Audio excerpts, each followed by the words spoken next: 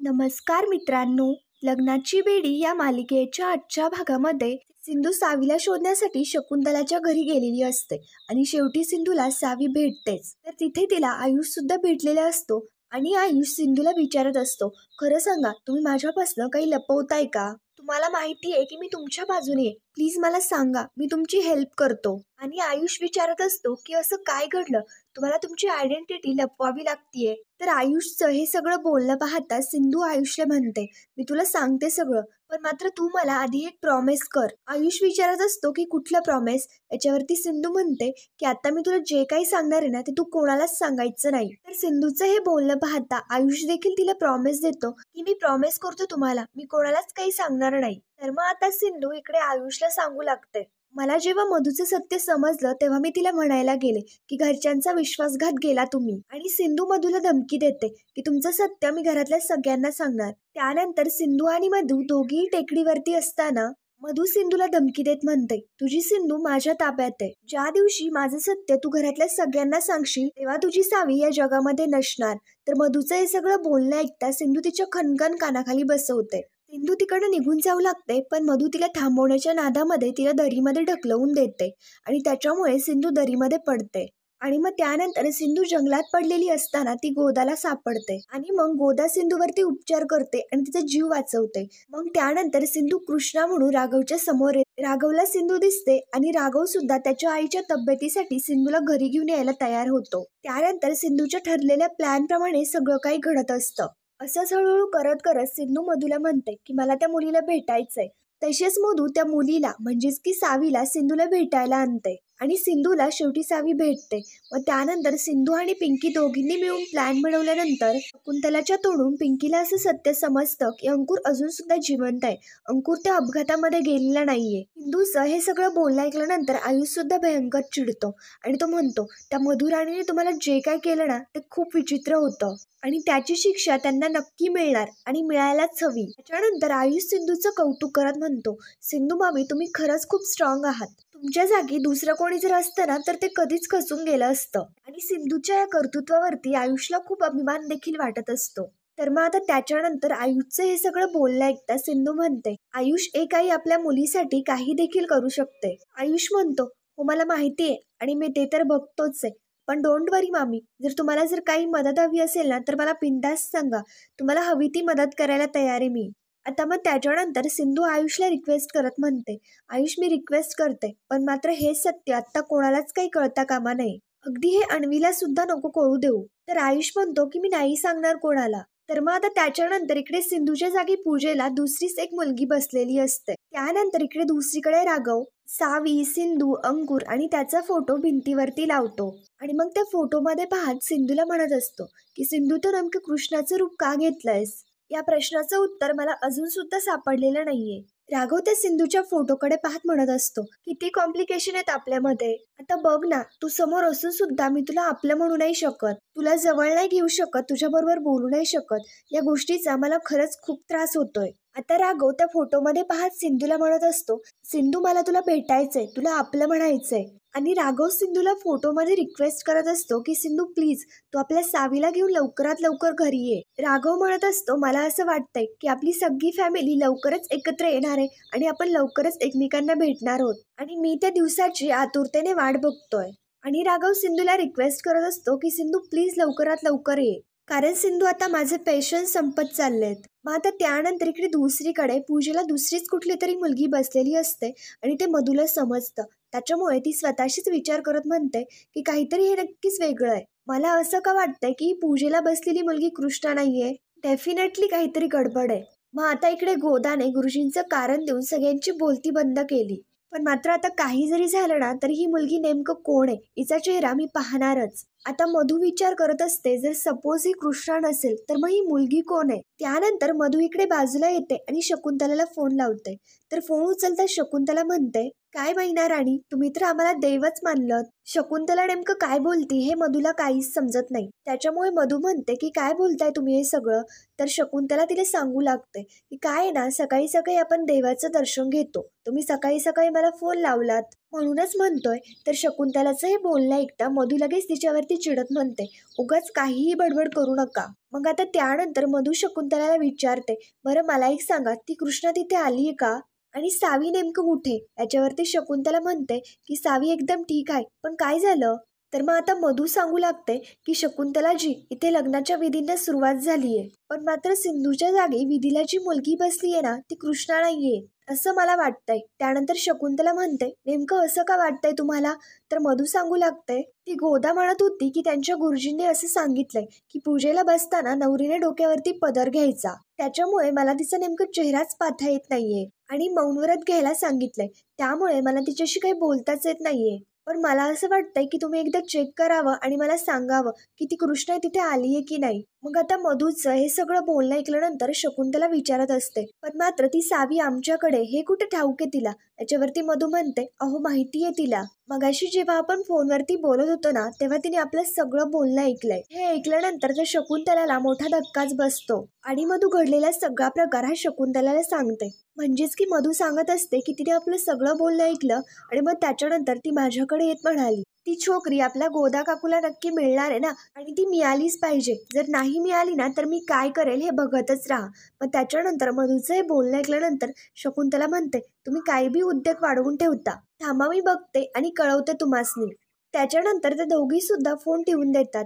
इकडे शकुंतलाला सुद्धा त्याच्यामुळे खूप टेन्शन येतं. त्यानंतर शकुंतला इकडे गाडीच्या खाली उतरते आणि इकडे सावीकडे येऊ लागते. पण मात्र इकडे दुसरीकडे आयुष सिंधूला म्हणत असतो की सिंधू मामी, तुम्ही सावीला इकडनं घेऊन जा. आत्तापासून तुम्हाला सावीपासून वेगळं नाही राहता येणार आणि तुम्हाला काहीही मदत लागली ना तरी मी आहे. तर मग आता आयुषचं हे सगळं बोलणं ऐकता सिंधू लगेच त्याचे आभार मानत म्हणते, मी तुझे उपकार कधीच विसरणार नाही. आयुष म्हणत असतो, उपकाराची भाषा करताय का आता? अहो तुमच्याचमुळे तर अन्वी आणि मी सोबत आहे. तुम्हाला काही जरी मदत लागली ना तरी मला सांगा, तुमच्यासाठी मी काही करायला तयार आहे. आता सिंधू सुद्धा विचार करत असते की सावीला घेऊन आपल्याला इकडनं लवकरात लवकर बाहेर पडायला हवं. आयुष सिंधूला म्हणत असतो की आधी मी बाहेर जातो, सिच्युएशन नेमकं काय ते बघतो आणि मग त्याच्यानंतर तुम्ही बाहेर या. आयुष बाहेर येऊ लागतो, पण मात्र शकुंतला तिकडेच यायला निघालेली असते आणि तेवढ्यात तिला कोणाचा तरी फोन येतो.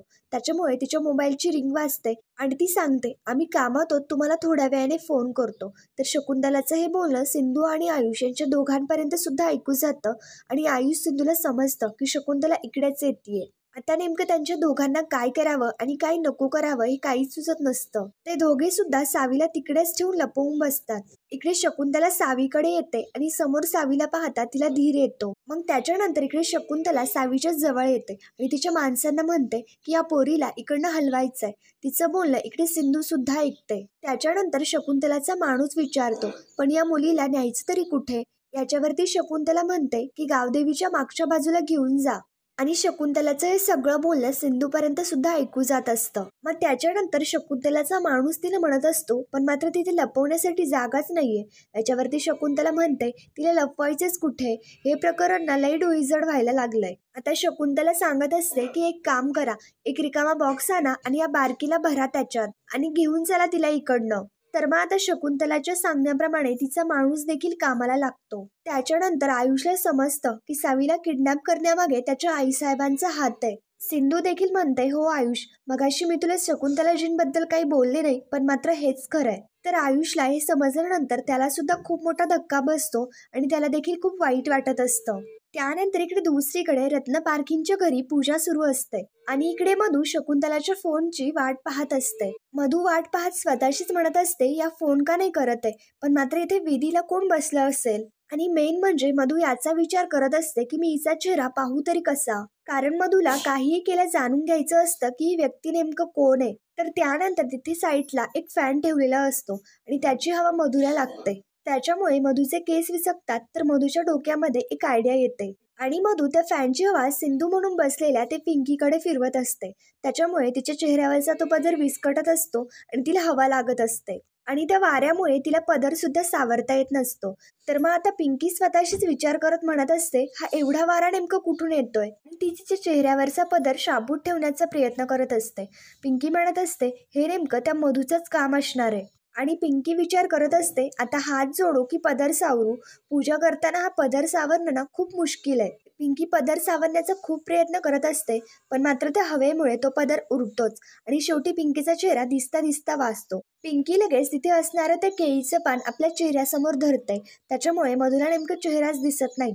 तर रुक्मिणी सुद्धा सिंधू समजून पिंकीचा तो सगळा प्रकार पाहते आणि स्वतःशीच विचार करत म्हणते, ही मुलगी एक नंबरची ड्रामेबाज आहे. आणि राजश्री मात्र बिचारी, पण मात्र या मुलीचा थोडा सुद्धा पावर मी सहन करून नाही घेणार.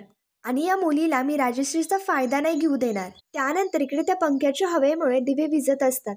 त्याच्यामुळे गुरुजी लगेच मधुला शांत करत म्हणतात की अहो काय चाललंय वहिनी तुमचं, त्या पंख्याचं तोंड जरा बाजूला घ्या, इकडे दिवे विझतायत. तर मग मधू लगेच तो पंखा बाजूला ठेवून देते. मग आता मधू स्वतःशीच विचार करत म्हणते, हा नेमकं काय फालतूपणा चाललाय, ही आपला चेहरा लपवण्याचा इतका का प्रयत्न करतीये, म्हणजेच की याचा अर्थ माझा संशय खरा आहे. तर मग आता इकडे पिंकी स्वतःशीच विचार करत म्हणते, मधू मधू राणी एक नंबर नाव ठेवलंय मी हिला. मधू मधू राणी ही सारखी मध्ये मध्ये करत असते. मग आता त्याच्यानंतर शकुंतलाची माणसं सावीला त्या बॉक्समध्ये ठेवतात आणि ते सगळं सिंधू सुद्धा पाहत असते. सिंधू त्यांचा पाठलाग करत करत त्यांच्या मागे मागे येऊ लागते, पण मात्र आयुष तिला थांबवून घेतो.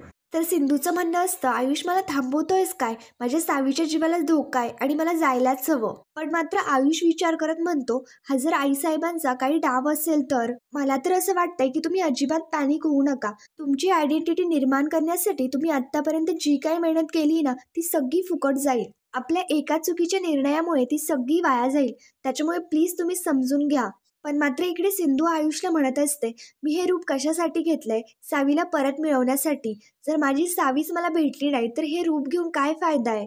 आयुषचं म्हणणं असतं की आपण विचार करू, काहीतरी मार्ग काढू.